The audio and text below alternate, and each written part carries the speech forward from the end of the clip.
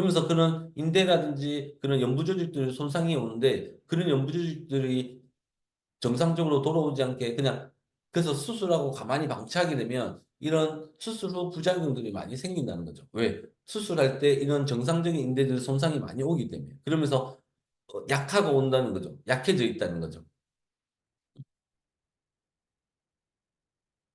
그래서 디스크 수술 같은 경우에는 보통 이제 수술을 하는 경우는 디스크 변변까지 이제 접근하기 위해서 이제 아까 말씀드렸다시피 피부에서 디스크까지 그 사이를 확보하면서 연부 조직, 특히 인대나 근육을 칼로 베어내든지 이제 왜냐면 수술할 때 척추뼈가 보여야 되니까 시야 확보를 위해서 이렇게 확보하기 위해서 이 옆으로 밀어내거든요. 그러면서 정상적 조직이 많이 희생된다는 거죠.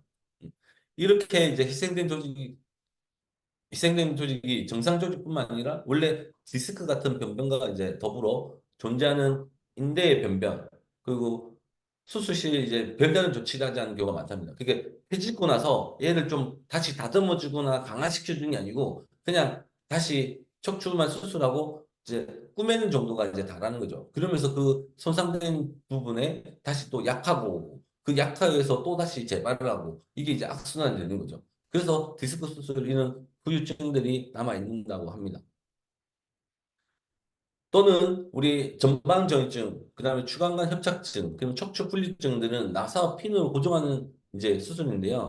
어, 이런 이제 우리가 핀을 받게 되면 저는 이제 협착이나 전반전이증 환자들한테 핀 박은 분들이 하면 안 되는 거, 절하는 자세 또는 바닥 생활을 하시면 안 돼요.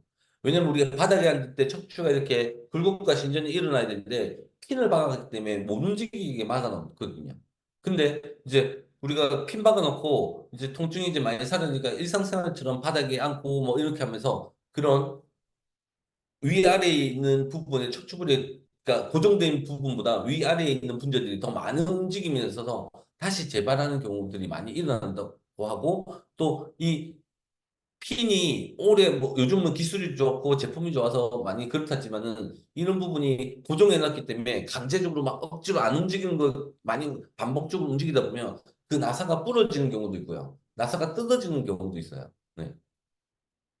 그래서 이는 나사 핀 바르시분은 일상생활 동작을 정말 조심해서 살아야 된다는 거죠.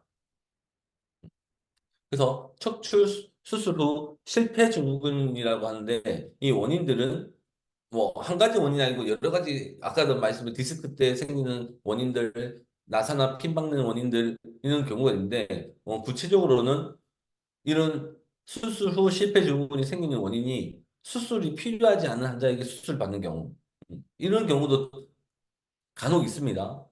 그리고 부적절한 수술요법. 그러니까 이 의사분들이 물론 이제 의사 선생님도 처음부터 고수가 아니겠죠. 네. 처음에는 초짜라고 이제 우리는 이제 신입들 뭐 이렇게 있는데 그래서 제가 바코디 때 뭐 이렇게 대학병원 갈 때 1, 2, 3월 달 피할 것.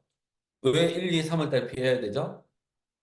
네. 1, 2, 3월 때 새로운 인턴과 새로 처음 오신 분들이 많아요. 저희도 병원 실습 나갈 때 보통 2, 3월 달에 실습을 많이 나가거든요. 그러면 뭐 이렇게 말하기는 좀 그렇지만은 2, 3월 달에는 약간은 좀 테스트 기간이에요. 왜냐면 또 실수도 많고 왜 처음 하는 환경이고 이러다 보니까 그래서 아프더라도 날을 정하고 아프셔야 돼요. 언제 아프셔야 돼요?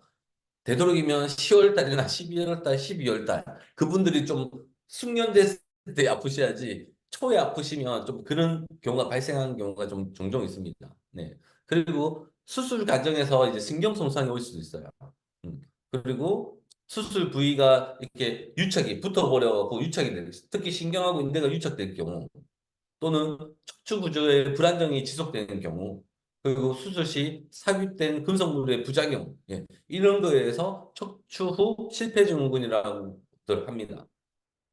음. 자, 여러분 또 하나 아셔야 될 게 뭐냐면, 특히 제가 병원에 있으면서 느낀 게 뭐냐면, 좀 환자분들이 수술을 하고 나면 헌거를 새 걸로 바꿨다고 생각하는데 절대 그렇게 생각하시면 안 돼요. 그래서 척추 수술보다 더 중요한 게 뭐냐면 수술 후 관리가 더 중요합니다. 왜? 지금 못 쓰는 구조를 우리가 기계처럼 새로운 부품을 갈아 끼우면 참 좋은데 사람의 몸은 뭐 언젠가는 뭐 이렇게 로봇으로 해서 대체 가능할지 모르겠 지금은 그게 아직은 아니니 그런 우리가 무릎에 인공관절 한다고 해서 갑자기 뛰어다니고 막 마라톤하고 할 수 없듯이 우리가 아직까지는 의학적으로는 있는 거를 그냥 쓰게끔 하는 게 수술이라서 새 걸로 교체하는 게 아니에요. 그래서 수술하고 나서 수술 후 관리가 중요합니다. 그래서 퇴원 후 수술하고 나서 이제 병원 입원하고 이제 퇴원할 때 이제 집에서 이제 활동인데 퇴원 후에 이제 특히 척추 수술 환자들은 의자, 침대 생활을 하셔야 돼요. 바닥이나 바닥에서 생활하시면 안 돼요. 그래서 허리 아프신 분 다들 아실 거예요. 우리 허리 아프신 분들 바닥에서 일어나면서 뭐라고 얘기해요? 아우, 너무 상쾌라고 하시는 분 없을 거예요. 아이고, 아이고, 아이고 하실 거예요. 왜? 바닥에서 일어나는 게 허리 부하가 엄청나게 많아요. 그래서 의자 생활, 침대 생활을 하시고, 그리고 만약에 어쩔 수 없이 바닥에 앉아야 된다면 제가 항상 바른 자세 말씀드리죠. 엉덩이 뒤에 수건을 까시고 등받이에 등을 대시고 사용하시고 되도록이면 바닥 생활 안 하시는 게 좋습니다. 그리고 어 허리 척추 수술 환자들은 세면대에 세수를 하시면 허리에 무리가 옵니다. 특히 핀박은 그런 나사나 핀 고정술을 하신 분은 더더욱이요. 그래서 아마 허리 아프신 분은 자동으로 하실 거예요. 디스크 있으신 분은 세수 안 하시고 아마 샤워하실 거예요. 왜? 허리 숙였을 때 허리가 아프시거든요. 그래서 처음 수술하고 나서는 한 몇 달간은 허리 숙이는 자세는 좀 자제하시고 서서 샤워하는 거를 좀 습관화하셔야 되고요. 그리고 주무실 때 누워있을 때 무릎 밑에 베개를 넣으셔야 돼요. 그게 뭐냐면 무릎 밑에 베개를 넣으면 척추의 망곡이 유지되면서 척추 부하를 줄여주는 방법이에요. 이거는 뭐 병원에서도 많이 하시고 해서 그래서 집에서 퇴원해서 집에서 이제 누워 계실 때 무릎 밑에 베개라든지 쿠션을 깔아두시면 허리 부하에 훨씬 도움이 될 겁니다. 그리고 이제 많이들 또 물론 이제 저 수술하고 운동은 언제 해도 돼요라고 하는데 보통 2, 3개월 정도는 무거운 거 드시면 안 되고 가벼운 실내 집안에서 움직이는 거 또는 산책 동네 한 바퀴 돈다는 정도. 그 정도 하시고요. 이제 3개월 뒤부터는 이제 웨이트, 무거운 걸 이렇게 드는 운동을 하셔도 되는데, 처음부터 너무 무게를 치시면 안 되고, 점차적으로, 처음에는 뭐 1kg, 2kg, 점차적으로 하시고, 만약에 등산을 한다고 하면, 너무 처음부터 가파른 그런 산을 오르는 게 아니고, 평평하면서 경사가 낮은 곳부터 이제 천천히 서서히 시작하시는 게 좋고요. 그리고 이제 일상생활 이제 병원 수술하고 나면 이런 허리 보조기, 요추를 잡아주는 LSO라는 이제 복대죠. 이제 이런 복대가 있고, 그다음에 목에 하는 복대, 목 이제 경추 수술하신 분들, 그다음에 흉추까지 잡아주는 TLSO라는 이제 보조기들이 있습니다. 네, 이런 보조기들을 많이 처방하게 되는데 이런 보조기들이 들은 수술이나 시술이 하게 되는데 이 보조기에 하는 목적이 뭐냐면 가동범위 제한입니다. 왜냐하면 수술하고 그 주변에 인대라는 근육들이 약해 있기 때문에 이렇게 자세가 무너질 경우가 많아서 얘를 가동범위를 제한시켜서 꽉 조이게 돼요. 그래서 이런 복대를 차게 되면 허리가 편해질 거예요. 네. 그래서 병원에서 이런 그 수술이나 수술 이후에 많이들 처방하는데요. 근데 여기에 모순이 있는 게 뭐냐면 오랫동안 착용을 하시면 안 됩니다. 그래서 우리 정형외과 의사 선생님인데요. 시술을 했다면 보조기는 2주만 착용하셔야 되고요. 수술을 했다면 최소한 한 달만 하셔야 된답니다.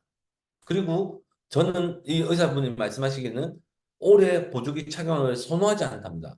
왜 그러냐면요. 제가 말씀드렸죠. 이런 보조기 같은 경우에는 가동 범위를 제한시키기 때문에 가동 범위를 제한시킨다? 그 말은 근육을 안 쓰게 한다는 거예요. 근육을 안 쓰게 한다? 그러면 근육이 약화가 온다는 거죠. 그래서 근육이 약화가 오게 되면 이 복대를 평생 찰 수가 없기 때문에 근육을 이런 보조기를 오래 착용하는 것을 선호하지 않다고 합니다. 그래서 그 보조기 또 써 있어요. 하루에 3시간 이상 하지 마세요라고 얘기 나와 있거든요. 그래서 이런 보조기 착용할 때 너무 착용했을 때 너무 편하다고 너무 오래 착용하는 거는 더 허리 근육을 아까 척추 수술 실패 증후군에 다시 원인도 되니까 너무 이런 보조기를 너무 오랫동안 착용하는 건 하지 않았으면 하고요. 그리고 그 대체 방법이 뭐냐면 저희 특허받은 바른자세 제품이 있는데 그중에 우리 중체중에 R1090이라는 부분이 있습니다. 있기만 하면 꼿꼿하게 허리를 이제 세우는 이게 이제 병원 의료기기로 복대 대용을 하는데요. 아까 그럼요 그 복대랑 저희 제품이랑 차이가 뭐냐면 저희 제품은 큰 가동범위를 지원시키는 것보다 올바른 형태를 잡아주기 때문에 근약화가 안 옵니다. 그게 가장 큰 차이점이고요. 두 번째는 우리 허리 아프신 분들은 아마 경험해 보셨을 거예요. 우리 허리 아프신 분이 화장실 가려면 저 좀 전에 병원에서 처방하는 그런 복근은 벗어야 되죠. 근데 저희 특허받은 바른자세는 화장실 가도 입고 계셔도 됩니다. 왜? 보시다시피 밑이 뚫려 있기 때문에 팬티만 벗고 와도 우리 변기에 앉아서 허리 아프신 분은 그냥 허리 통증 없이 그런 볼일을 이렇게 대소변을 보일 수 있는 장점이 있죠. 그래서 주변에 이렇게 척추 수술이나 시술한 분들한테 많이들 추천해 주시면 좋을 것 같고요. 음. 그리고 절대 이런 일이 있으면 안 되고 있었어도 안 되고 있으면 안 되지만 그래도 혹시 주변에 이런 사고가 있으신 분은 기본 상식적으로 아셔야 되는 게 뭐냐면 만약에 의료 사고가 의심되고 만약 그렇다. 첫 번째 바로 하셔야 될 행동이 뭐냐면 진료 기록 확보를 하셔야 됩니다. 그거를 조작을 할 수도 있고요. 그래서 의료기에서 의료 사고가 났을 때 진료 기록부 내역을 좀 달라고 하셔야 돼요. 그거를 확보해 놓고 그다음에 의료 전문 변호사를 찾아가세요. 그래서 찾아서 충분히 법률적 검토를 하시고, 그 다음에 그 검토를 받은 토대로 병원 측에 찾아가서 사적 합의를 하셔야 돼요. 제가 이런 의료사고 의심에 대해서 의료 전문 변호사를 만났더니 병원에 이런 문제점이 있지 않나라고 해서 왔습니다면 웬만한 병원에서는요, 이런 사고를 크게 만들고 싶지 않아서 완만하게 해결하려고 합니다. 네. 어쨌든 물론 이런 일이 일어났고 몸도 아프고 속상한 마음은 알지만은 제 우선 최고는 내 몸이 먼저 안 아프고 회복을 해야 되니까 빨리 원만한 해결을 해서 빨리 회복하는 데 집중하시는 게 좋고 몸이 아픈데도 그래 뭐 소송 그건 몇 년 걸고 몸 아프고 심리적으로 아프고 더 저는 손해라고 봅니다. 웬만한 해결해서 충분히 보상을 받고 하는 게 좋지 않을까. 근데 때로는 그런 병원들이 있어요. 배째라고 하는 병원이 있는데 그런 병원은 나는 책임 없다. 그런 분들은 이런 빨리 진료 기록 확보해서 법적인 절차로 해서 진행하시면 이런 사고에 좀 손해보는 일이 없을 거라고 생각이 됩니다. 음. 그리고 절대 이런 의료사고는 있었어는 안 되고요.